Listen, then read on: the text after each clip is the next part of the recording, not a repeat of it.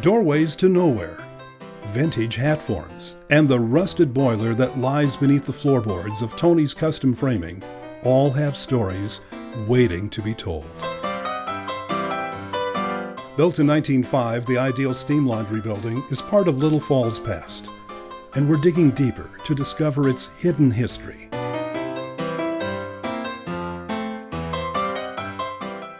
Tony Armagost reopened the business at 118 First Avenue Southeast in 2017 and recently finished restoring the storefront to the original historic architecture.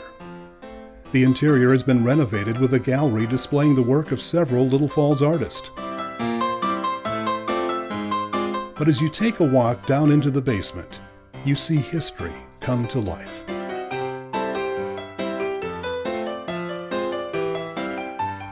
At the bottom of the steps is an old wooden door leading to nowhere. It's been bricked off for decades, but once was the door that led into the street out front. The reason for this was the ravine that sliced through Little Falls in its early days, because it was part of the Fletcher Creek system. Each year, flooding would happen, filling several downtown business cellars, sometimes doing quite a bit of damage.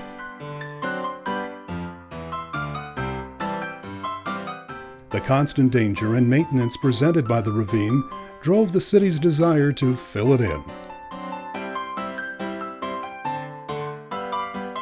After the building's construction in 1905, it was the home for Ideal Steam Laundry, as evidenced by an old and faded green door sitting in a dark corner.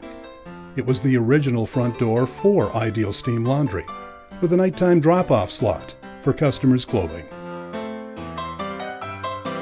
Further in, you cannot miss the huge boilers located in the center of the basement. These were necessary to supply the great amounts of hot water needed to meet the daily demands of the dry cleaning business. Sitting on a dusty shelf is a broken neon sign that advertised valet dry cleaners. It was in the mid-1950s Ideal Steam Laundry closed, and the valet dry cleaners moved in. At the very back south end of the basement is a room that appears untouched for decades. It is the final resting place to a variety of interesting items, including the old metal bowler hats and derby forms, as well as the steam machine that was used to form the wool and felt hats. There is also an old-fashioned sewing machine and ironing board, most likely used by a tailor that worked for the dry cleaners. Is those two barrels? In this room, there is another bricked-off doorway that would have led out to the back alley. That would be the door to the ravine. In addition, there are also windows, closed off for decades, that at one time allowed sunlight to filter into this now dark and forgotten room.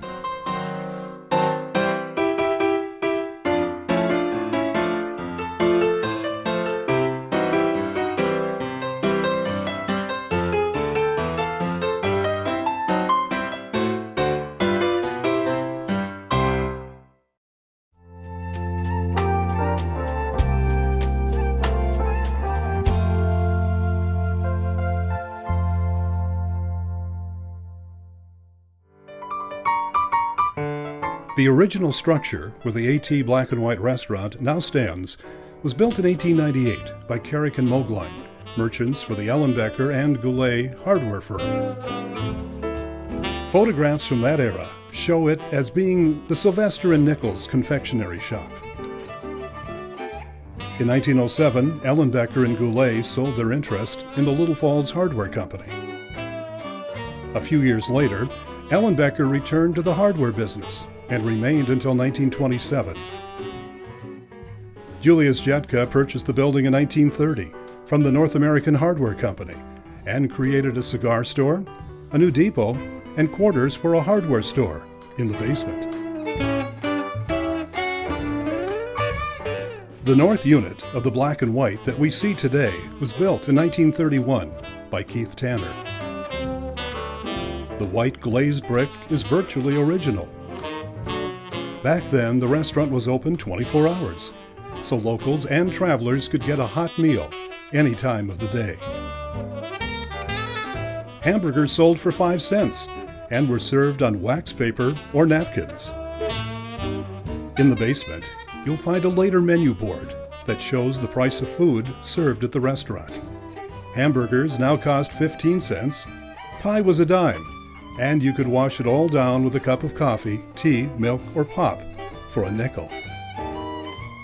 There were 6 stools for seating and 3 slot machines in the windows. The stools from the tiny restaurant still remain and are stored in the basement. Today, there are a few remaining remnants of the hardware store, including the old signage for displays. Years later, the hardware store and restaurant were combined after Ron and Carolyn Lishik purchased the building in 1990. In 1992, Ron expanded the diner into the vacant Jetka hardware store. During this time, the basement became a paradise of sorts. A seaside-themed mural was painted on the basement wall by Frank Goshik, and sand was hauled down for the beach parties that ensued. The sand is gone, but the mural survives, hidden behind the stock shelves for the black and white. There are even stories about the time there was a bowling alley in the basement. Various artifacts and even an old cemetery headstone can be discovered if one pokes around the dark corners of the nearly 120-year-old basement.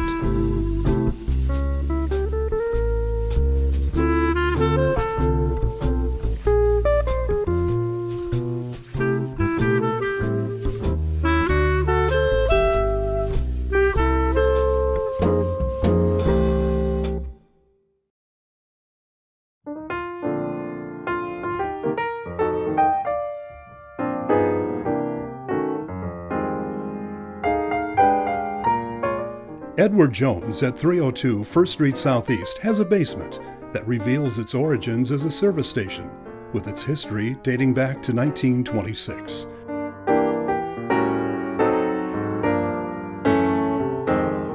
Prior to being used as a financial services office, it was the gift shop Ambiance. Before that, the building was the Pine Edge Liquor Store.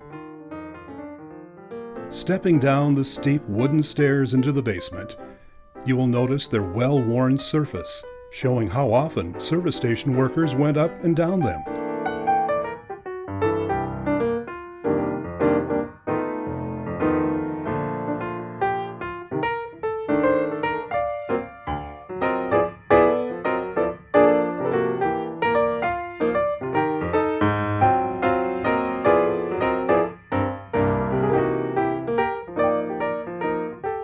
One of the most obvious features of the basement is how large it is. It is much larger than the footprint of the building above, extending out under the sidewalk in front.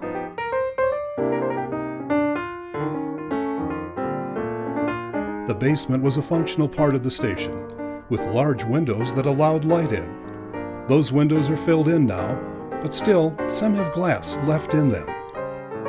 The basement itself has a garage door, water pipes in the ceiling from the car wash bay above, and a raised cement floor area that sits just under the upper floor.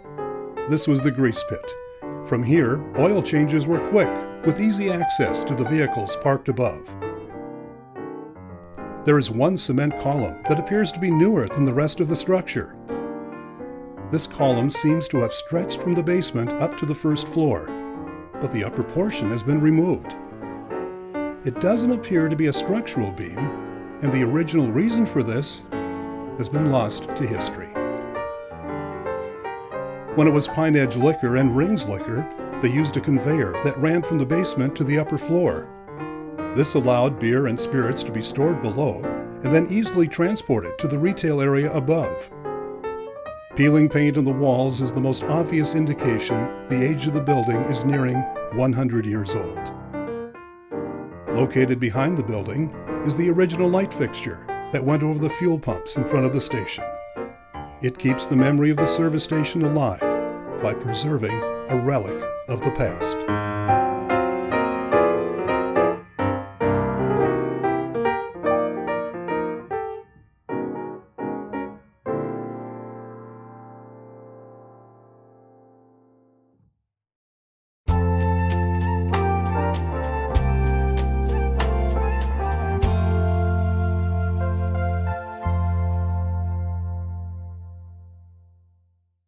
The flower shop in downtown Little Falls is located on the historic Rhodes Tanner block, built in 1892.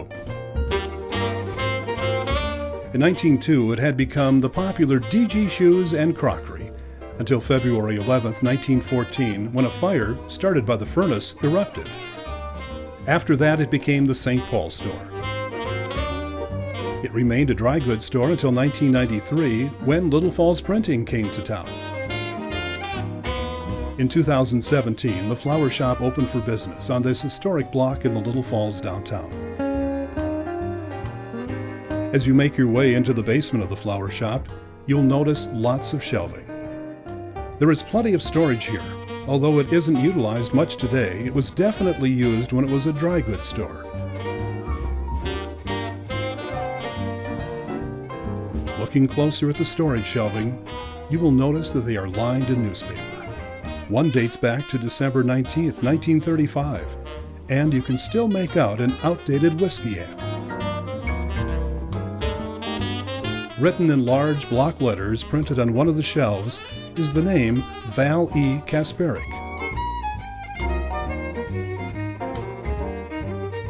He owned and worked at several downtown businesses, and this appears to have been the sign for his shoe store in the Y Block building at the turn of the century.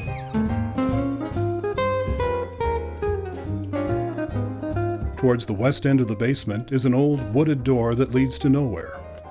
This could have been the front door to the business, but most likely it's been closed off since the early part of the 20th century. Walking back to the east end of the building, you'll notice a different kind of basement, as it is dark and has a mix of wood and dirt flooring.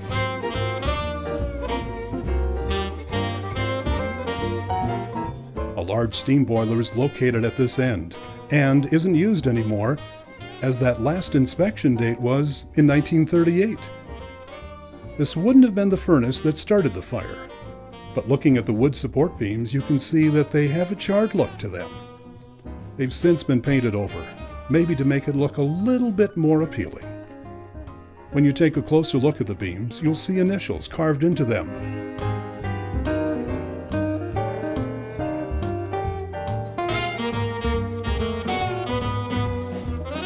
The very back of this basement has a staircase, and running alongside it is an old coal chute. The stairway and chute are now blocked off, but to the left of them is a small coal room.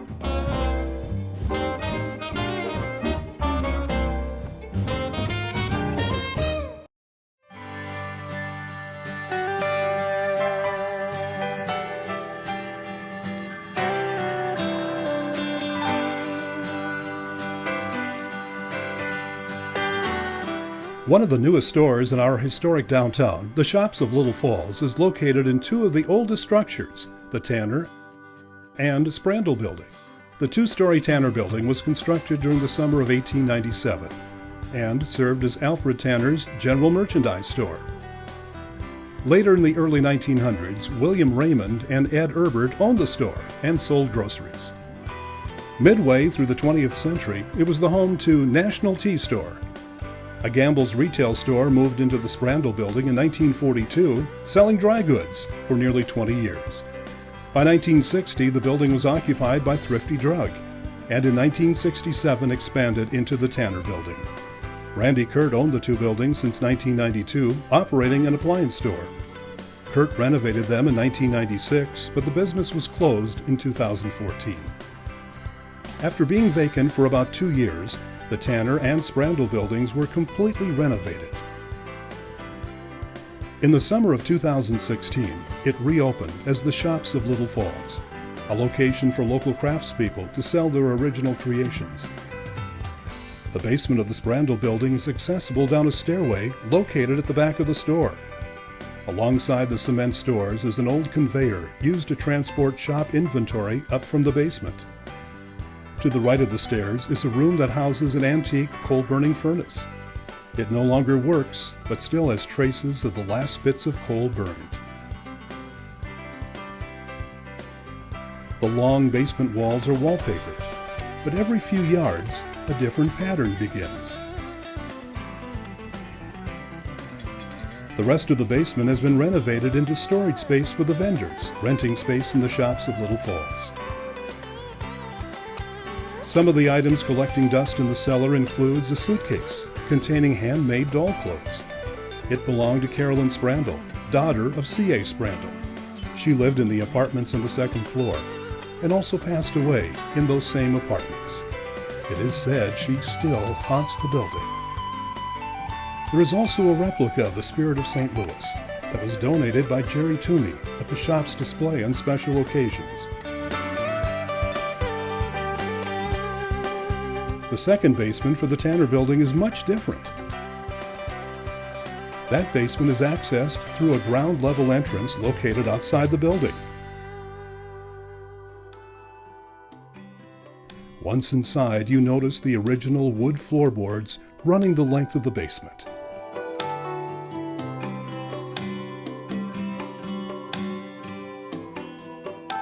Down in the dark cellar is a room filled with rubble from the fire of 1956. To the back of the basement are a few steps that lead to a pair of old wooden doors that open to a stairs that goes nowhere. At one time, they led up to the surface, and the doors were an entrance to the building. The rest of the basement is a large room with several mementos from the past. The autographs and drawings made by past employees from the 1950s are still visible on several cardboard panels.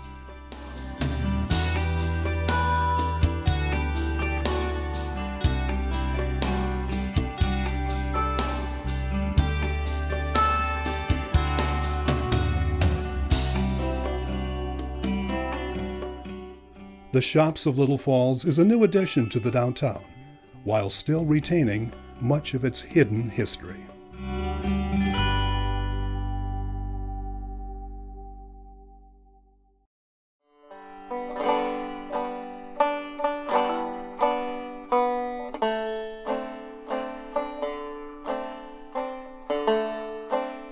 From its first business in 1885 as a restaurant, to the present day Pete and Joy's Bakery, something has almost always been cooking on the corner of Broadway and 2nd Street Northeast. The first structure built on that location from 1883 to 1885 was O.L. Clyde's store, a wooden building that preceded construction of the future Y Block by nearly 20 years. At one time there was a bridge and walkway out front. This was because of the ravine that ran through the business sector at that time. Since it was prone to flooding, most of the ravine was filled in from 1885 through 1904 before the Y Block was built.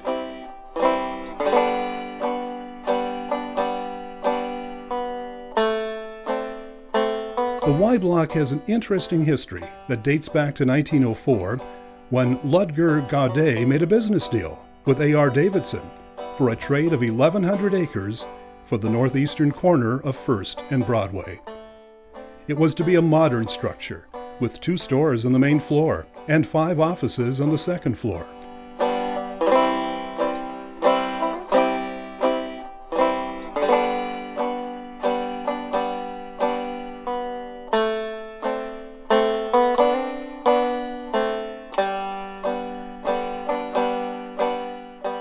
It is called the Y Block because of the Y-shaped stone that was uncovered when digging the foundation.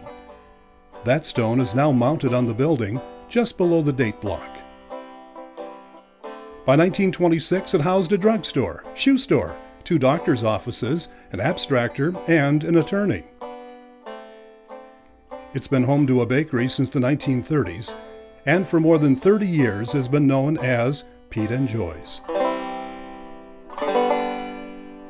The basement reveals its history with unusually high ceilings and sectioned-off rooms. The first thing you notice is a blocked-off doorway. Long ago, it would have been to a tunnel that took you beneath the ravine bridges that were out front. Walking further into the basement is a room that houses the furnace. Behind the furnace is an updated door to the outdoor stairwell that goes up the sidewalk on 2nd Street Northeast. The door is updated because in 2003 the street flooded and drained into the stairwell. The old wooden door that was there couldn't hold back the water any longer. It crashed down and flooded the basement to several feet. That same room has a window that is bricked off. It is assumed that at one time the street was lower than it is now. Going up a few steps is another area that once served as a locker room and bathroom for the employees of the bakery. It used to have a narrow hallway down the middle, and lockers lined it on each side, but has since been cleared. Passing through the locker room is a large area used for storage now.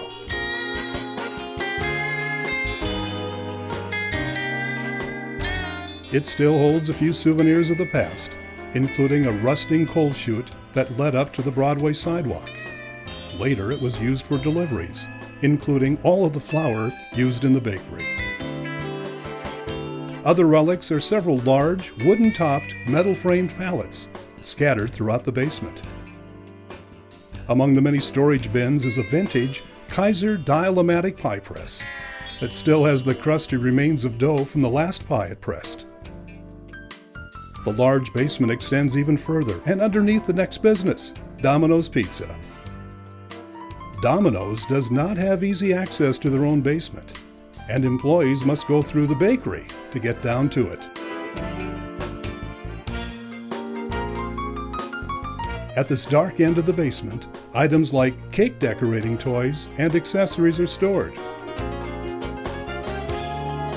Beneath the floorboards of Pete and Joy's bakery are many remnants of Little Falls past that continue to tell the story of days gone by.